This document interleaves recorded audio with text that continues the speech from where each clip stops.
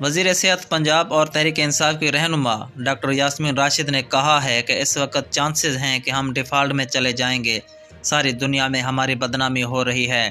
Doctor Yasmin Rashid کا کہنا تھا کہ ہم کوشش کر رہے ہیں لوگوں کو صحت کارڈ پر ہر طرح کی سہولت فراہم کریں۔ اپنی پہلی پنجاب حکومت میں 3.5 کروڑ 11 لاکھ خاندان کو صحت کارڈ دیے۔ تمام دل کے بڑے ہسپتال صحت کارڈ کی سہولت دے رہے ہیں۔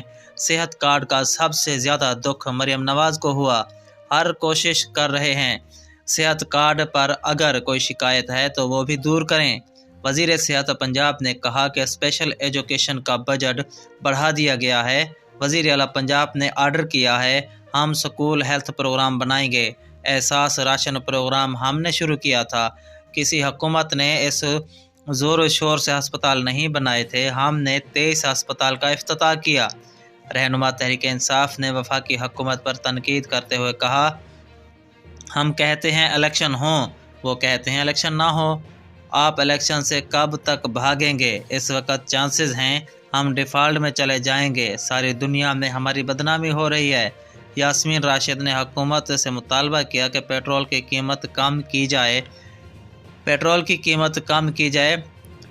قیمت کم ہوگی تو مہنگائی خود بخود کم ہو جائے گی۔ مہنگائی کے خلاف ہم نے بہت بڑا احتجاج شروع کر دیا ہے، ہم نے حقیقی آزادی لے کے رہنی ہے۔